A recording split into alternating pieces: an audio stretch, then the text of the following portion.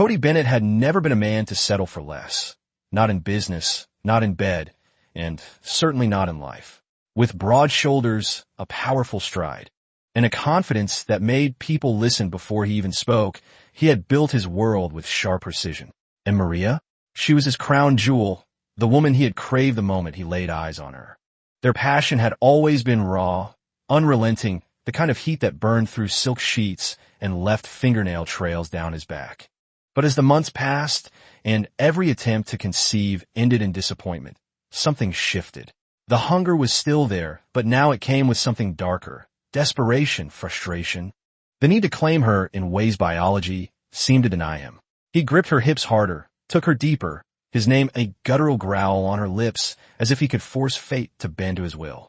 Maria, always so responsive, so eager, now met him with a different kind of fire, one laced with secrets. And in those moments when her body trembled beneath his, Cody never imagined she was already making a choice that would shatter his world. Maria had always been a woman who craved power in the most intimate ways. She had mastered the art of seduction, not the loud, obvious kind, but the slow-burning, insidious variety that left men aching long after she had left the room. Even as Cody worshipped her body night after night, his touch urgent with need, his breath hot against her skin, she found herself thinking of someone else. Grant, the one who came before, the one who was never truly gone. She told herself it was just curiosity, a passing thought, an echo of something unfinished. But deep down, she knew it was more than that. It was hunger, the kind that settled in her bones, that made her body react in ways she couldn't ignore. Late at night, while Cody slept soundly beside her, his arm draped possessively across her waist. Her fingers slid lower, her breath catching as she imagined a different set of hands on her. That was the night she made her decision. If she couldn't have Grant in her bed, she would take him in another way. A child, his child, wrapped in her body, carried under Cody's name. The thought sent a thrill through her, a wicked secret curling inside her like pleasure in the dark. By the time she brought up IVF, her voice was steady, her gaze patient, but beneath it all, she was already rewriting their future with a lie. Cody thought he was giving her everything. He had no idea she was about to take everything from him. The moment Maria signed the paperwork, a thrill unlike any she had ever known coursed through her veins. It wasn't just about the child. It was about control, the power to reshape her future, to mold fate into something of her own design. She sat in the clinic's office, back straight, pulse steady, her signature curving across the page with the same confidence that had always drawn men to her. The switch was done. Cody's DNA was erased, replaced by Grant's, and he had no idea. That night, she let Cody undress her with slow, reverent hands, his lips tracing fire across her skin as he whispered against her throat. "This is the beginning, baby. Our baby," she sighed, arching into him, playing the role of a devoted wife. A woman desperate to be filled with his child. But her pleasure that night wasn't just from his touch. It was from the twisted satisfaction of knowing she had already made her choice. Each thrust, each gasp, each whispered, "I love you," from Cody only fueled the secret that burned inside her. He thought he was planting his seed in her, but his future had already been rewritten.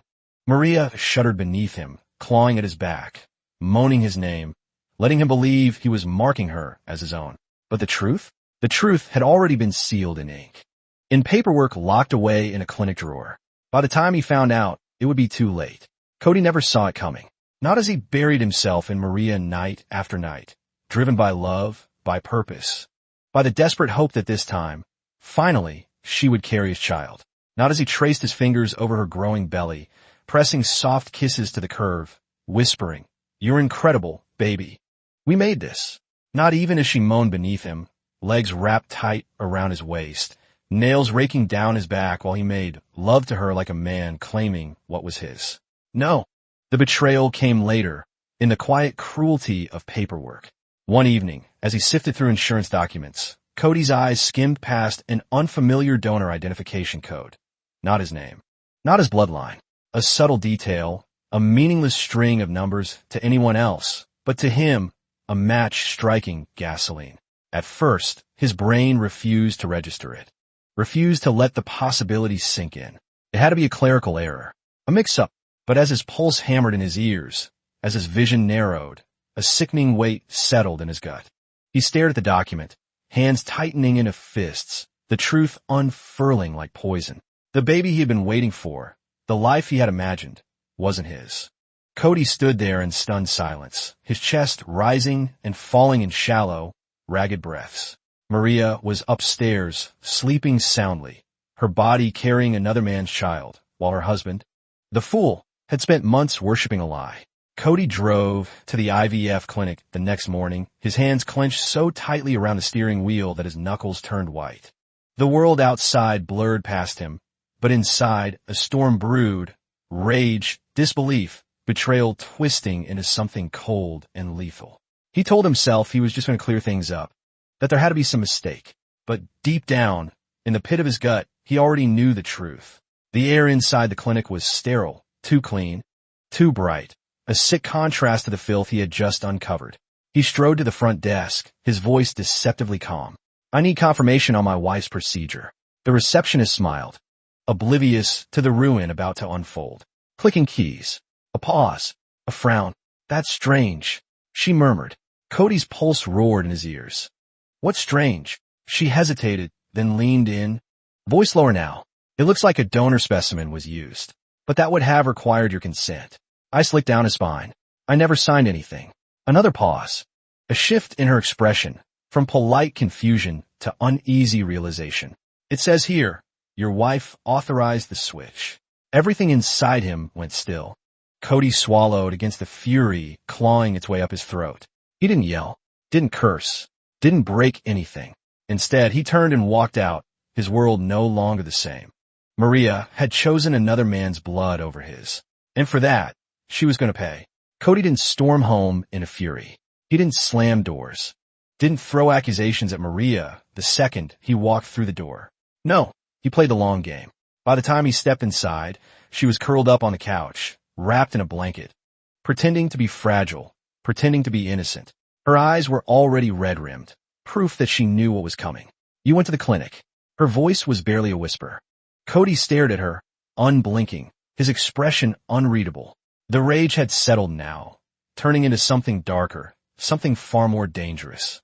"Is that the same clinic where you swapped my DNA for grants?" His voice was low, steady. Maria flinched. Her lips parted, but no words came.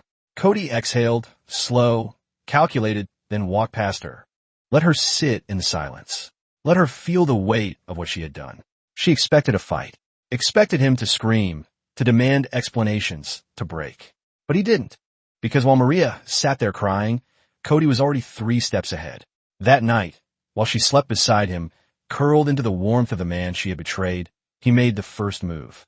He called his lawyer, locked their shared accounts, filed the paperwork to challenge paternity. Maria thought she had one. She had no idea she was already losing everything. Maria woke up to a world she no longer controlled. The soft morning light filtered through the curtains, casting a golden glow over the bedroom, a room she thought still belonged to her, still held warmth, security, a future. She stretched lazily, reaching across the bed for Cody's solid, familiar presence. But her fingers met only cold sheets. Then she saw it. An envelope on the nightstand, thick and official, his wedding ring placed neatly on top. Her heart pounded as she sat up, fingers trembling as she ripped it open. Divorce papers. A formal notice revoking all financial support. Her name, missing from their assets. The house, no longer hers. The accounts, emptied and secured under Cody's sole ownership. A cold wave of panic surged through her, her stomach twisting violently. Her mouth went dry. No, this isn't possible. The bedroom door creaked, and she turned sharply. Cody stood there, shirtless, powerful, untouchable. "What is this?" she choked out. He leaned against the doorframe, arms crossed, completely unmoved by her panic. "It's everything you deserve," he said simply, voice calm, final. Maria's breath hitched. This wasn't a fight. There were no second chances, because Cody wasn't just leaving her. He was erasing her. Maria had once believed she could control everything, her body, her choices, her future. She had carefully orchestrated every move, convinced that she could play God, rewrite destiny, and build the perfect life on her terms. But fate, cruel and unforgiving, had other plans. Months after Cody walked away, leaving her with nothing but her lies and an empty bank account, the final blow came. The baby, the child she had betrayed her husband for, was born with a genetic disorder she had never accounted for. The perfect creation she had so desperately engineered? Not perfect at all. She sat in the dim nursery, the soft hum of the baby monitor filling the silence, staring at the crib with hollow eyes. Once, she had envisioned a life of luxury, of superiority, raising a child that would be everything Cody could never give her. But now, she was alone. No husband, no financial security, no Grant to come rescue her. And outside that house, Cody had moved on. Not once did he look back, because the most powerful revenge wasn't anger. It was disappearing so completely that she had no one left to blame but herself. In today's world, betrayal isn't always loud. It's often calculated, silent, and hidden behind smiles. Whether in relationships, business, or friendships, never ignore red flags, never give blind trust, and always protect your assets. People who manipulate will do so until they no longer can. The best revenge isn't anger. It's walking away with your dignity, your power, and your future intact.